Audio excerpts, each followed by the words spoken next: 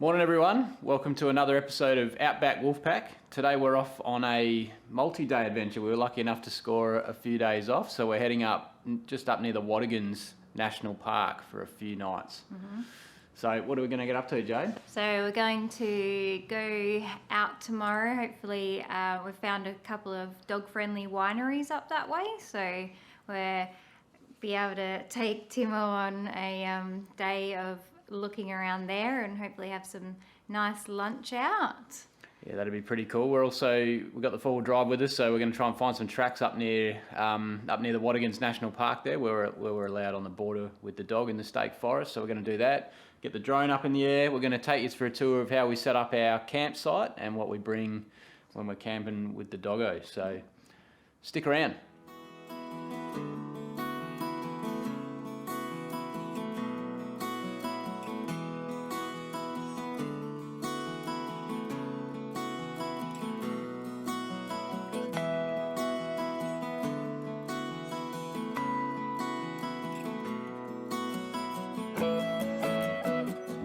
Just pulled out of Hornsby, so we've just got some last minute supplies, been to the butcher, got some meat for our dinners, and we've just got some firewood as well, because we definitely want to get a fire going. It's going to be quite cold, I imagine. And Timo's all settled in there, ready for the next hour and a half. That's how much we've got left on our trip. But we'll probably just stop off and grab a little bite to eat along the way. What do you reckon? Sounds good.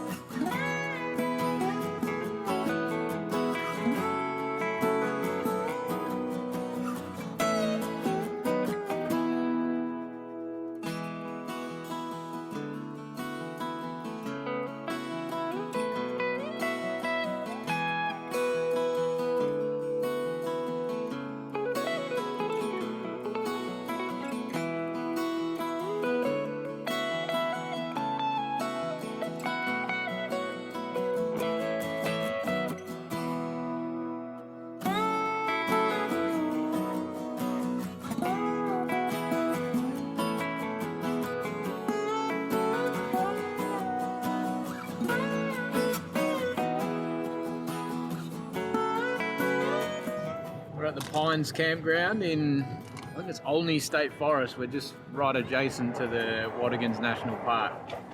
So we're just about to pull into camp. We'll show you around. Look how good it is. So good. So when we pulled in, there's a few people here actually. We weren't expecting it. We've snuck a couple of extra days off work. So we've got here on a Friday just after lunchtime, and there's, gee, what would there be? 20 odd cars here probably at least. Probably, yeah. We found this sneaky little track just up here that comes to a little bit of an off the beaten track little campsite, and we're going to set up for the night. It's even got a hanging long leash for Timo. So that'll give him a bit of space to roam around. Yeah. It's a little bit hilly on the campsite here, but I think we're just going to set up the tent so it faces downhill a bit. There's nothing worse for me than sleeping, blood rushing to my head if we're uphill, or same deal for rolling side to side. You end up all bloody sleeping in one corner of the tent, so we'll figure that out as well.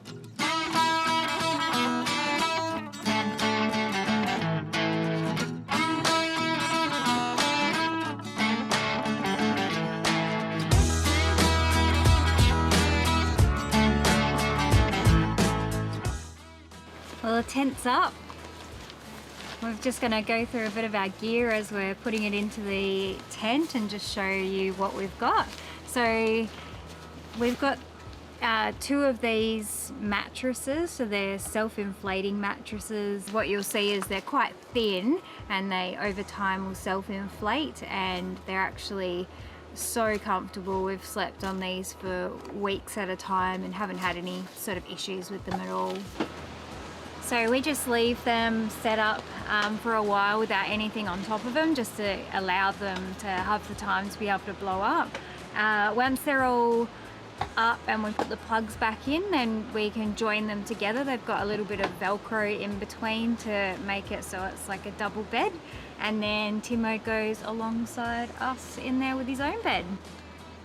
So when you're camping with Jade, it's compulsory to set up camp before you do anything else, so you've got to sneak these ones in pretty secretly. It's very important to me to have house all set up before we start relaxing, because I like to know that it's all done and we can just relax, and I've got my little home ready to go.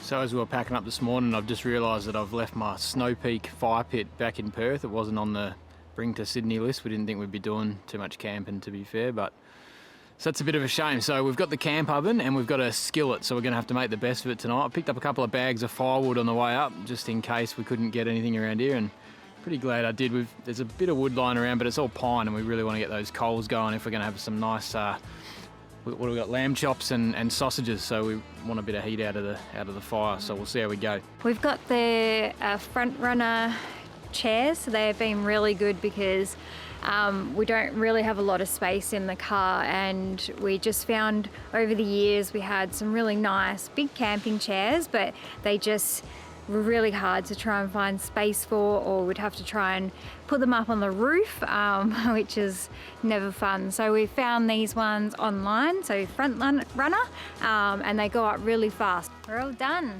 all set up and ready for the weekend. Yeah, just a couple little fails. I lost a couple of beers, unfortunately. I had them laying down in the fridge, so sprung a bit of a leak, so we've had to clean the fridge out. Yeah. But no major damage. No. And we've got our camp in the background there. Camp's all set up. Timo's just settling in over there. Getting ready for a big night ahead, so it's only 3 o'clock or Yeah, something, only is 3 o'clock and we're all set up. Happy wife. Only 3 o'clock. The campfire's rocking. We've got a choice of chops or sausages tonight, dear. So what would you like? Chops. Chops it is. So we'll get some coals going. We'll bust out the campfire oven, and we'll get them rocking. We've got some fresh veggies to go with them. Bit of garlic, seasoning, herbs. Should be a good time.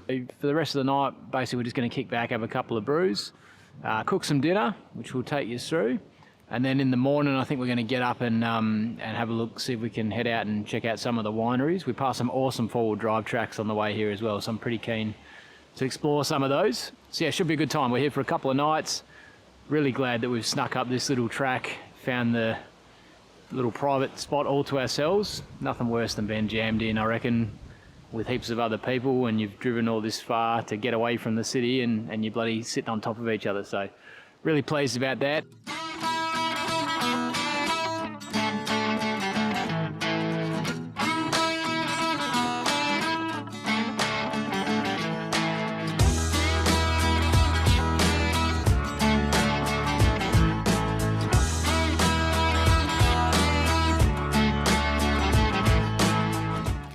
Big question, what do we bring for Timo when we go out on a weekend adventure?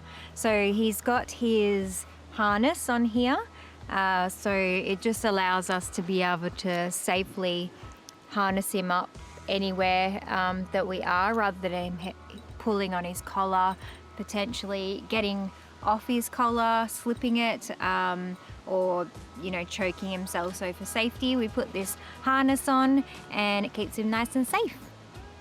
At home, Timo's got a raised feeder, so it's a platform that he has his food and water bowls in, and that just allows him easy access to be able to have his food and water without having to kneel all the way down and potentially take in too much air when he's eating. So it's very common for big dogs to use things like this. So what do we do when we're out in the bush? We can't bring his big platform because it takes up too much room, so we have to improvise. So we've got his little setup here, a little log that I found, and he's got his miniature bowls while we're out, so his water gets really dirty very fast when we're outside. Just if there's wind, all the dirt gets in there, so I just top it up regularly so it stays nice and fresh. So he'll have his water on there permanently, and then I'll feed him here too, just so he's got a little platform. So we've got Timo's bed here, so we just bring him a mattress from home, so it's just something comfy for him to lay on. He doesn't have a lot of fat over his bones. He's a lean boy, so this just allows him some comfort. And then he's also got a doona cover here as well, so at times like now where we're just it's not too cold, he'll just lay on top of it, but when it gets colder we will wrap him up in his blanket, especially when we're in the tent at night time, because he does get really cold really easily. So he's also got his jumper so he's got his nice woolly jumper to have on later, and then I will wrap him up when we put him into bed. So he doesn't sleep out here, he will sleep in our tent next to our bed, so I'll set him up in there later, but for now he can stay out here because we're obviously out here as well.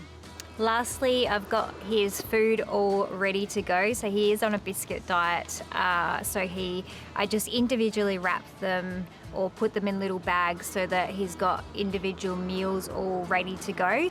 I've got them individually done up here in their little bags, so he's got 4 to get us through over the weekend, so more breakfast and dinner. So in the mornings he does have medications that he's on, so I just put one of his tablets in there so we don't have to carry them all with us. And then at night time he's got his little dentist stick in there for a treat. And of course he's got to have some little treats with him. I've got a long lead for him as well. He's excited, thinks we're going for a walk even though we're out and about already. So I just have this, so it gives him lots of length, but we can keep him tied up with us, especially if other people or other dogs around as well. And he's also got on the end of that his little poo bags, so we keep those with us all the time, so we always have bags to be able to pick up all his little poos that he likes to do, because he does many. So we've had a whole bunch of tents over the years, and the one we've settled on and probably used the most is this one, the Blackwolf Turbo 240. We've had it for, probably about 6 or 7 years now, I'd say, you reckon? Yeah, 6 or 7 years. It's been with us all the way up and down the coast of WA. It's been to Carragini. That was one of the worst spots to camp in a tent I think you could ever imagine, with all the red dirt and hard ground. Yeah. Bit of a mission, but it survives. So we only put the awning on if we're either going to stay somewhere for a couple of nights or if we're expecting a bit of rain. It adds probably another, 5 to 10 minutes to the process, but to be honest, you don't really need it. If it's a nice clear summer's evening, for example, you just don't need the awning. Just adds to the complexity of it all. So I guess in winter time we do have the awning up, and if it is raining, which we have been caught in the rain before, we've actually got walls that go on the tent and a whole front panel as well, so we can make it an extra room, which has been super handy in the past when we've been caught in weather. You want to have somewhere to be able to at least sit down and just hang out rather than having to be in the tent the whole time. Yeah, we did get rained out of Carragini, which was a shame because we only got to see a couple of the gorges there, but we had to hightail out of there and we sort of hunkered down at a caravan park in Tom Price, and I think we were there for about 3 days in the end. It was freaking terrible and it just rained the whole time. Yeah, and we didn't have walls at that stage, so it didn't have walls, so learned the lesson. The other thing we really enjoy is the ground sheet. So this is a new one for us this weekend. We've been running just an offcut of a shade cloth, I think it was from Bunnings, for the longest time through a couple of our tents, and it's just nice to be able to have somewhere where you can just really easily sweep all the dirt away. Sand generally falls through it, just keeps your tent. Makes a huge difference to how clean your tent stays inside, and as Chris was saying with the sand, it just, when you're doing any type of beach camping or even in the bush, it's amazing for me, and don't have to try and be constantly sweeping out sand all the time, so we love it. Inside, Jade's already talked about the mattresses, so I think they're called Blackwolf Mega Deluxe, I think, from memory. Jade will quickly run and check, but I think they're the Mega Deluxe ones. So again, they were a couple of $100 from memory, and we sort of had a pretty hard time justifying that when we first got them, but I tell you what, Mate, wouldn't be without them. I've used them on stretcher beds. I've got a little sort of Austrail stretcher swag type setup, and I just throw that in there. It works really well. Yeah, and as Chris and I have said before, you know, we've had many a tents and many a mattresses, so we've definitely learned our lessons over the years, and these have just been fantastic. So they've got a little sort of self-inflating nozzle that you pull out, and they'll generally inflate in about half an hour. To be honest, if we've had them rolled up for ages, like at home, sometimes they need a bit of a help. So the bag that they come in actually acts as a bit of a sort of, it's like a roll pump type thing, so you can sort of manually throw some air into the mattresses. So that works really well. It's like a little pump sack type setup. So occasionally we'll just give them a couple of pumps if you just need a bit more inflation to them, like I say, if we've had them rolled up. Yeah. But I think the way you're meant to store them is actually leave them out, and sort of, we used to just chuck them under our spare bed back in Perth, and we probably just need to do the same, to be honest, now that we're over in Sydney as well. So we'll crack on with that. We run the Antarctica Sleeping Bag, so Jay's got like a minus 300 degrees, like Arctic. I get very cold, so freaking ridiculous. Very important for me to be nice and warm, otherwise Chris will hear about it. So yeah, I got that for Christmas one year, my Antarctica Sleeping Bag, as he likes to call it. And I've just got the standard, I think it's the 0 degrees or something like that, but I have accidentally grabbed Jade's one on a couple of boys trips, and I tell you what, even in the height of winter on a couple of dirt bike trips out in the still freeze of sort of the southeast of Perth, mate, I was so hot in that thing. I was down to my jocks, and just like a tiny bit of that sleeping bag covering me, because the thing's an absolute oven. I don't know how she sleeps in it, but it works well. So we've got 2 different types, but it works. So I'll just take you for a quick lap around the tent. So it's just got your standard sort of double zip, double gusseted windows, so you can actually, if you want, peg these out. So if you're caught in a downpour, you can have it so you still get a decent amount of airflow through the tent. As I said, the awning sort of just clips in over the top, so it's just got these tiny little clips here that it'll punch in. So they go in nice and easy. No extra pegs or anything needed, which is great, just up the front. And then on the very top, actually, and you unzip this from within the tent, there's like a vent just above your head.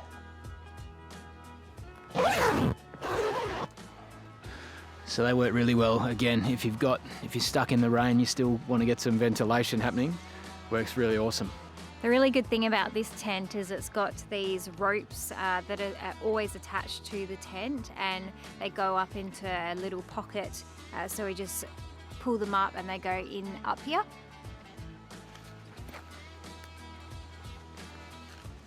So it's really handy because they're always attached to the tent. We don't have to worry about them going missing, and if we're not using this part of the tent, they just always in there.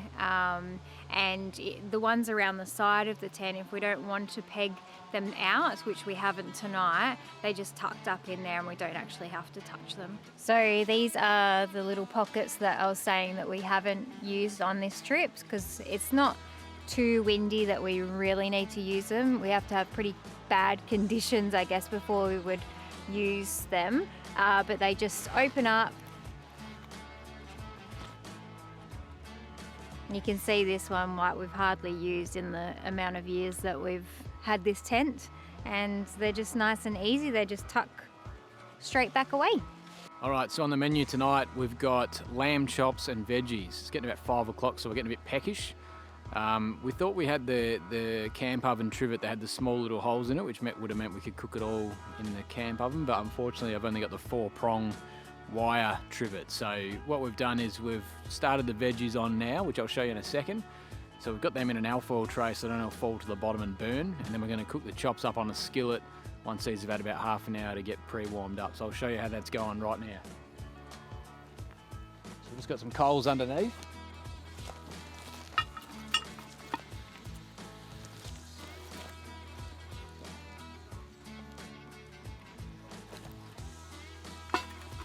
As per usual, Jade's dressed for minus 20 degrees when it's probably about 18 degrees here at the moment.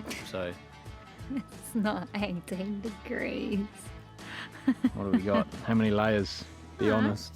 And I got jumper and a jacket, my beanie. You've pairs of socks you got? 1. So we run these sort of modular 12-volt lights that just plug into one of the cigarette plugs that we've got here in the back, and the way they work is I've got 4 of them, and you can basically join them up, and there's all sorts of sort of attachments and extension cables and all the rest of it, so that you can just basically lay it out. No matter what your campsite is, you can string them from trees. They've got magnets in the back of them, so I sort of put them right underneath any of the metal panel work on the FJ. I've got another one on the other side. I'll show you.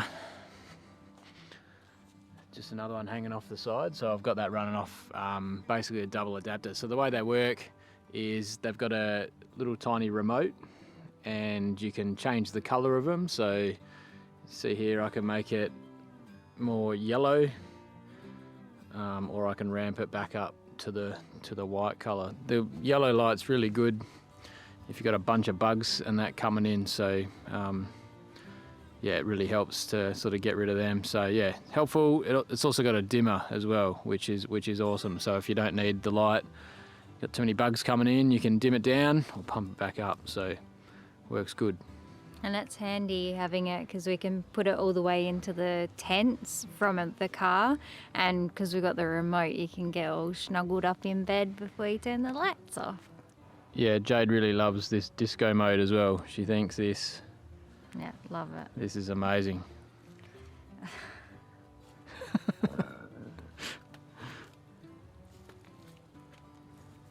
Whoa. How good's that?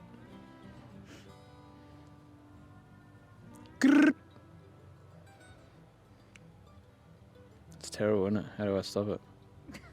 Alright, so we've just finished up the veggies. They've finally cooked. We've got some of the good oil back on the fire now, so it's humming along. So we're just going to warm up the skillet, but I'll show you quickly what we've done with these veggies. Oh yeah.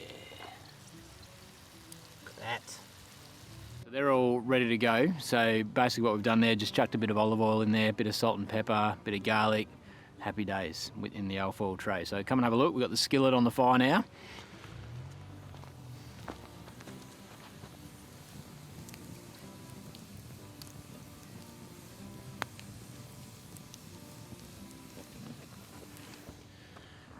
And that's just warming up now. So we'll chuck the chops on. There'll be a few minutes each side and we'll be eating. Beautiful.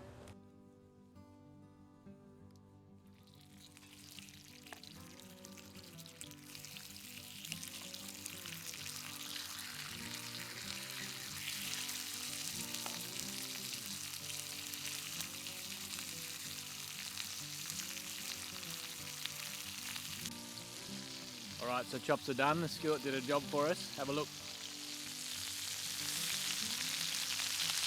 Oh yeah. Let's eat.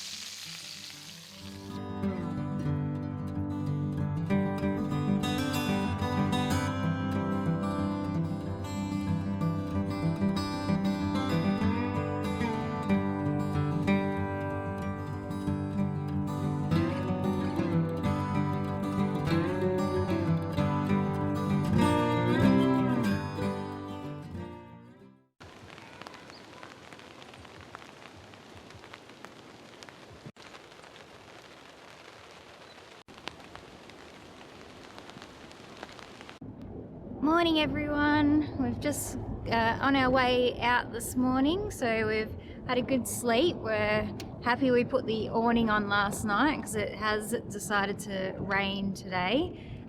So we had a nice night by the fire. We've got some cool photos, or Chris did, and Timo had a good sleep as well. He's all, oh, you can't really see him in the back there, but he's all raring to go today. So we're just heading on out for a drive up to check out some of these wineries that are hopefully dog friendly. So if we'll have a look out the front. It's a bit rainy.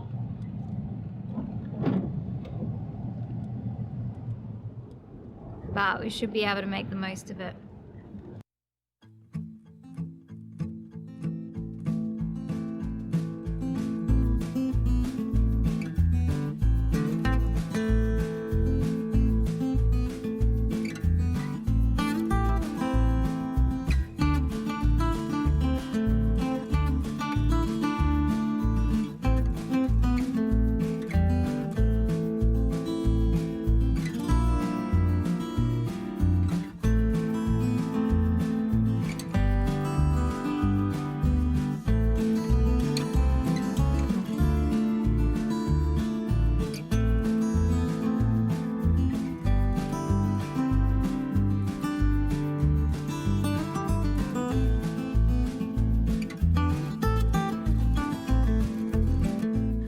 Right, we've just stopped off for a bit of brekkie at Gardleman Winery and the Deck Cafe in Lovedale, which was pretty awesome. Unfortunately, it was booked out, so we just had a bit of a takeaway coffee and a little bit of a bite to eat, which was awesome. The place is cool. It's got a nice little pond.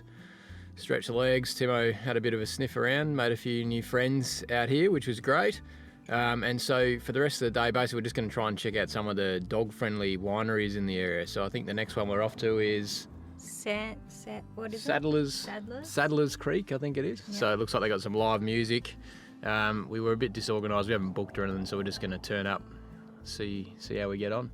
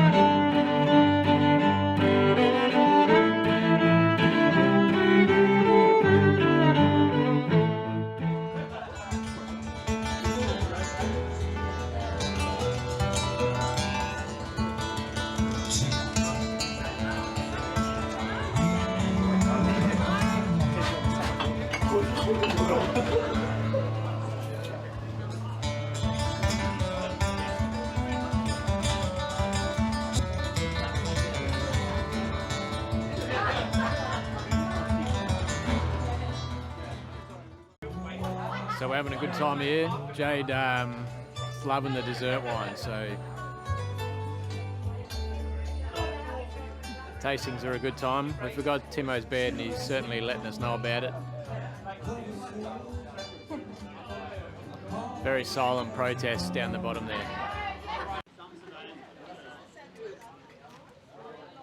What do you reckon? It's like pudding in a cup.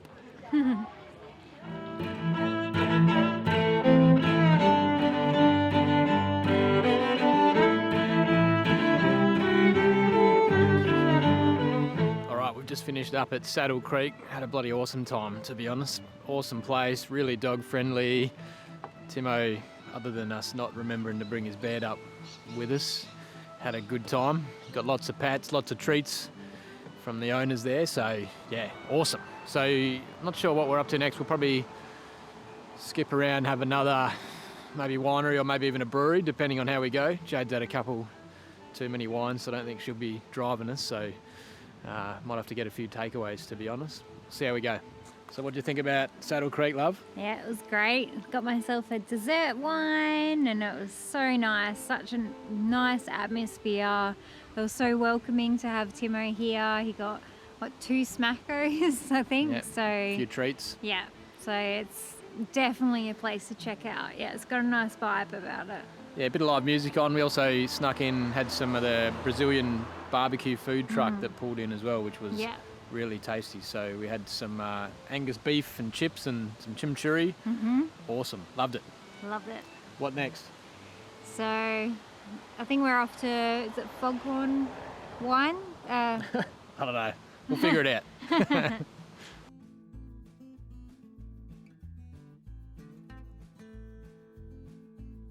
Right, we've just stopped off at this sweet looking lookout. Just gonna pop the drone up.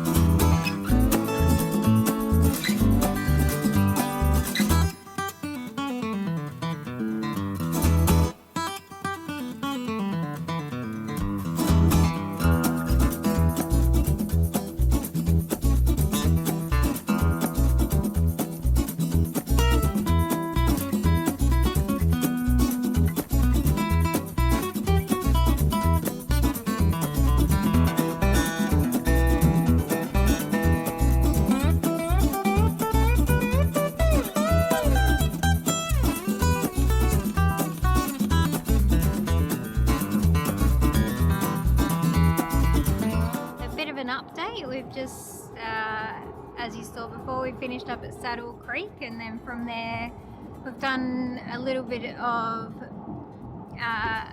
back way into camp. So we've come through Watagans National Park, and we had a look through a little lookout which is called Mount Bright, and we got the drone up, got some awesome footage, so you'll be able to see that.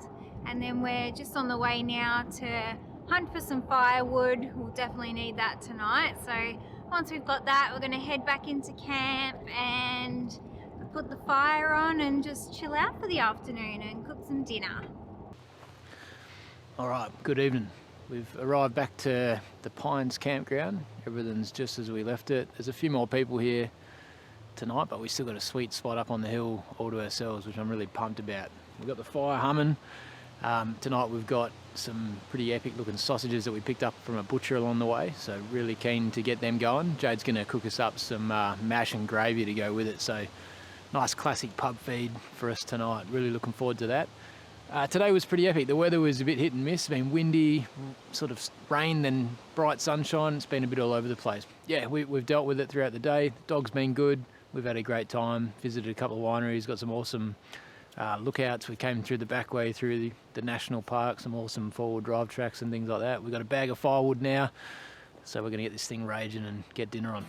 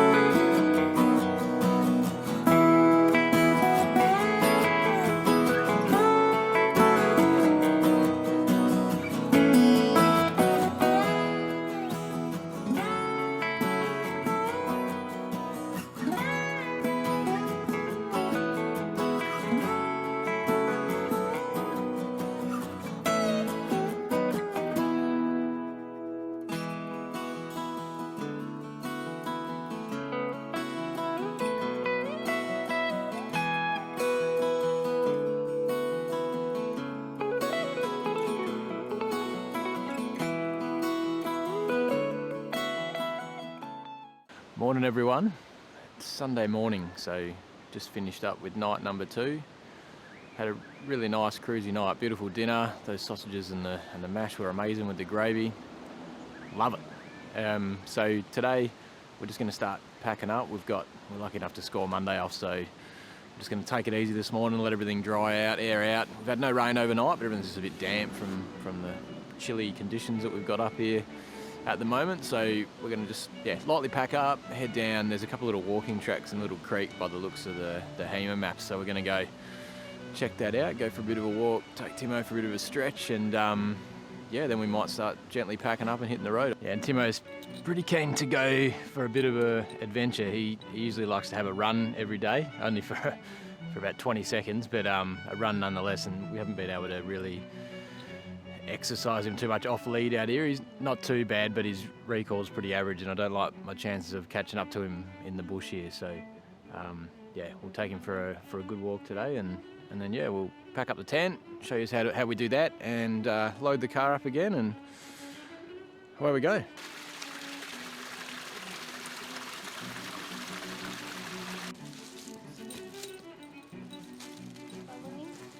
Yep.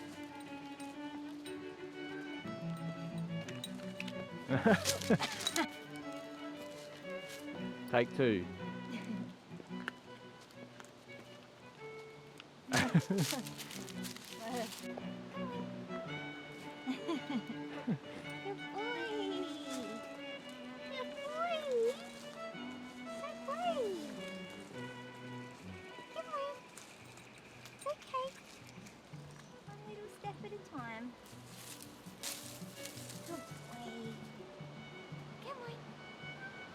Timmy.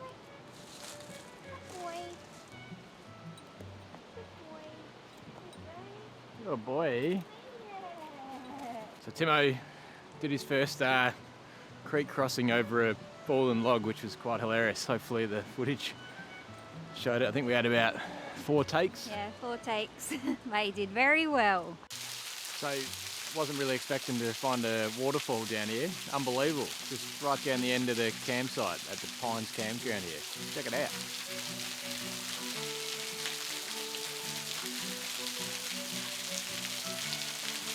What a track. I'm kind of wishing we did this on the first couple of days. It's unbelievable. We've lost it though. We've come to a dead end. We're sort of bushwalking now, so going to turn back, get a couple of shots of some other waterfalls and that we saw on the way here.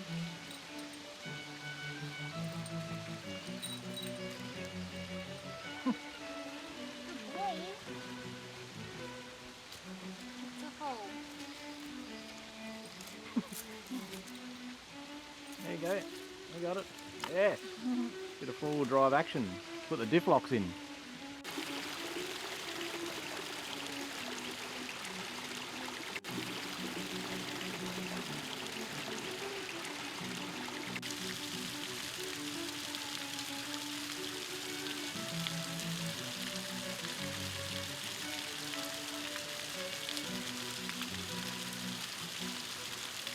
So we've already packed up the inside of the tent, and then we've been for a bushwalk, which was lovely. So now we just come back and we're just going to pack up our tent. That's our last little bit that we have to do. So we'll show you how that we do this.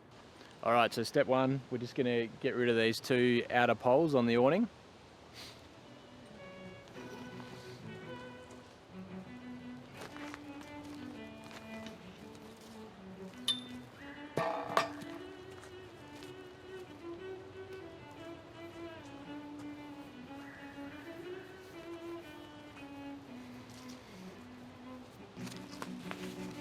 As Jade was saying earlier, these just go in their own little zip pocket, keeps it nice and tidy.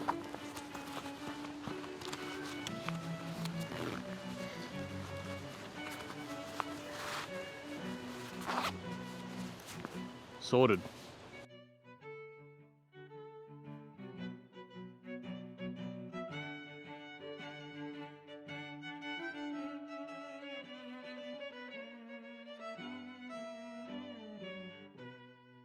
Okay, so then it's same again with the centre pole. We've got the spreader bar up underneath there, which makes it a bit trickier, but I'll show you how we sort that out in a second.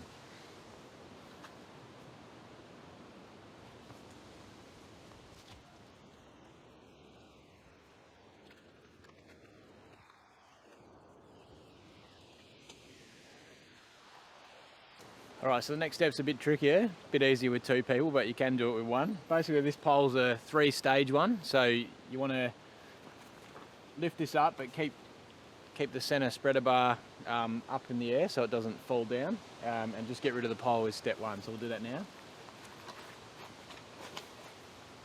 Just get rid of that, then come underneath here. So all the way up the back here, the centre spreader bar just tabs into the top centre pitch of the tent. So we just need to lift that up and unhitch it, like so. When you do that, the whole tent, the whole awning comes down, so you just got to watch yourself.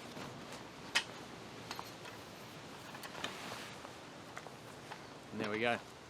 So next step is just taking off the top layer of the tent. So it's just got some clips here and some Velcro tabs.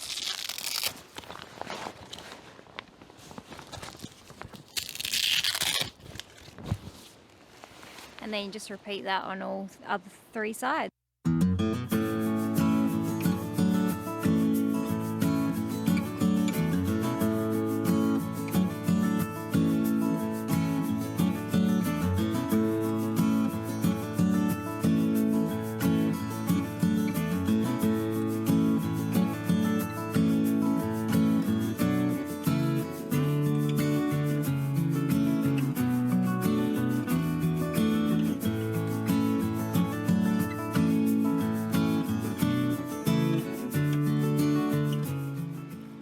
step is to pop down the tent, so there's a handle inside and you just pull it and the whole tent collapses.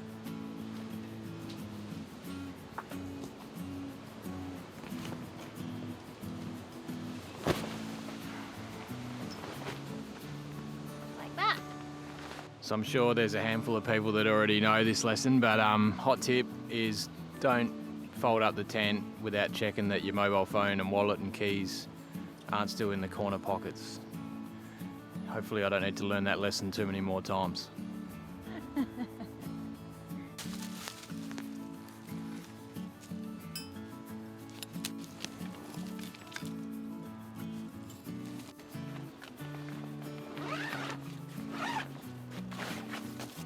Next step is we just fold down the legs of the tent.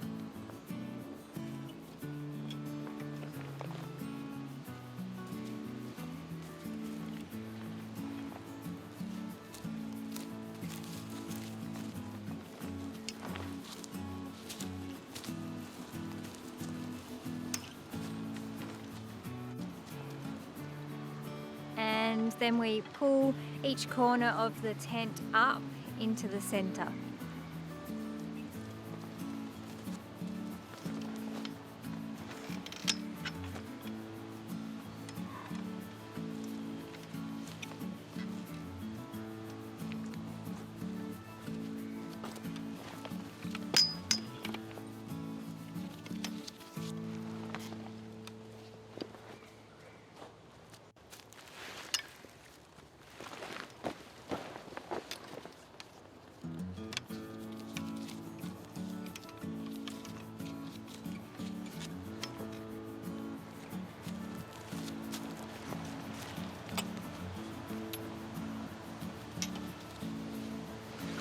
All right, next step, you want to gather the 4 legs up together, and there's a strap located on one of the corners that you just use to hold it all together. So we'll track that down first.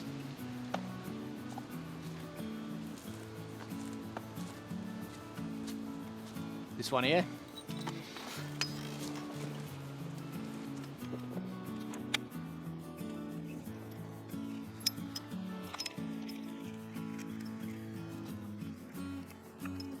And that just keeps everything nice and centered so that you can then lay the tent down, clean off the base if you've got any rubbish on it, and then start to get it ready to roll up.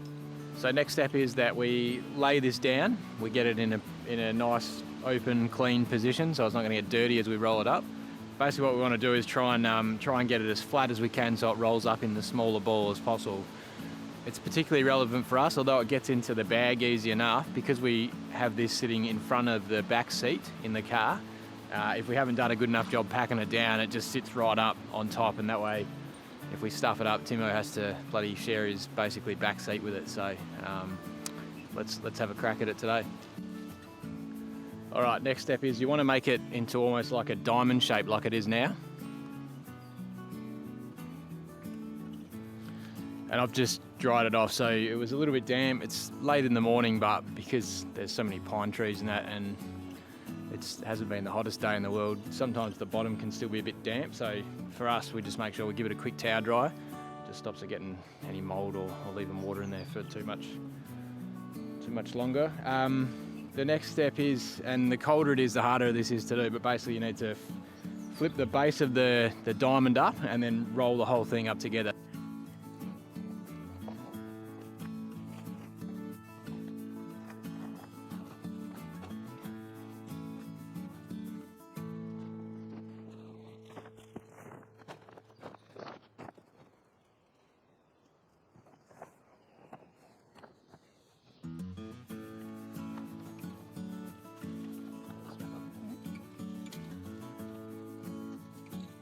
So now that we've got it folded up and folded across, now we're ready to basically roll it. So, yep, have a look.